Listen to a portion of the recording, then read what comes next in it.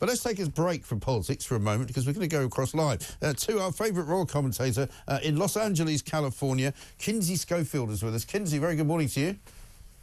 Good morning to you, Mike. I was so thrilled to hear the positive news about the Princess of Wales. Yeah. Isn't it wonderful? And it's a great front page on The Sun this morning. No sign of Kate's cancer. She's comforting patients in the same hospital where she had her chemotherapy. It's a relief to be in remission. I think it's the news that an awful lot of people have been hoping to hear. That's right. She visited yesterday the Royal Marsden Hospital in West London, and it was so sweet to watch her walk around and personally thank staff, some staff that actually cared for her, and she thanked them for their care and compassion. One patient that was there, she said, "I'm sorry, I wish there was more that I could do to help you," which, you know, that breaks your heart when you hear that. She also told another one, you know, you are in the best of hands, which I imagine as a patient does give you some confidence when you look at how happy and healthy she looks today compared to where we now know she was a year ago. It was a mystery at the time, but we now know what she was going through a year ago. Yeah, and I mean, you forget really how young she is to be suffering from such a terrible thing, and you would hope that that being in remission obviously is a fantastic thing. The chemotherapy obviously worked, but you know, it'll change their lives forever, really, won't it? I think so. I mean, a lot of us grew up watching Prince William, you know, navigate life without his mother. And I think that that was one of the reasons we were so heavily invested and worried about Catherine's health over the last year, because we never wanted anything similar to hurt him in that way. And we didn't want him to have to be worried about his children not having their mother. So this is incredible news. I thought that the family handled it with such grace over the last year. And you're right. It's not just the fact that she's young. It's the fact that she's got 3 adorable children that you can tell are absolutely in love with her. Yeah, absolutely right.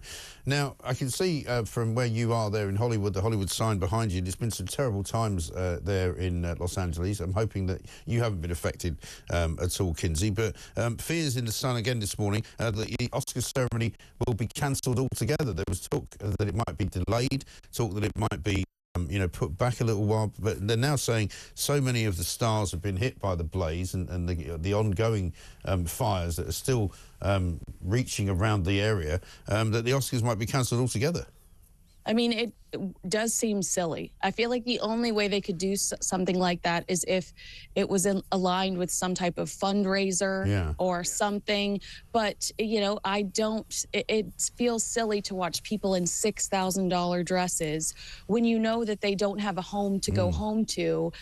I do believe that it's not the best look right now. No, exactly right. And how has it been for you there, and what's it like at the moment?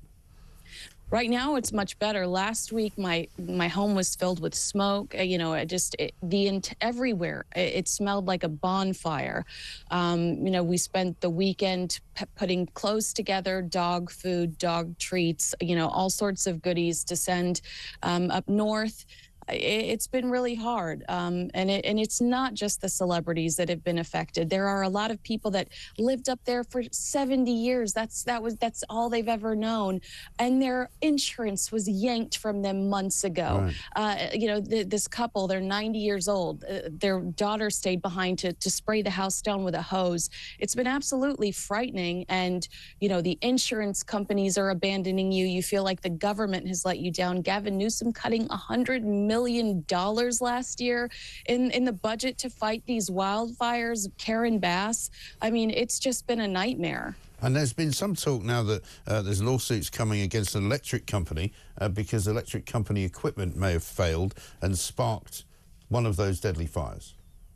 Lawsuits are on the horizon. There's one particular celebrity that's been very vocal about this on social media, and that's Spencer Pratt, who lost his home in the Palisades. He's married to Heidi Montag, and they are trying to rally more together. They want to file a lawsuit not only on potentially the electric company, but they feel like the state mismanaged it. He said it was hours after he made the initial 911 call before somebody came to check on the fire that he was trying to alert them to. So, you know, a lot of people, a lot of missteps, and hopefully lessons learned, but look at the loss. It's horrible. It really is just disgusting and disgraceful. But listen, Kinsey, glad to see that you're okay and glad to see that your home is okay as well. Good to talk to you. Thank you very much indeed. Kinsey Schofield there, Royal Commentator, live in Los Angeles for us.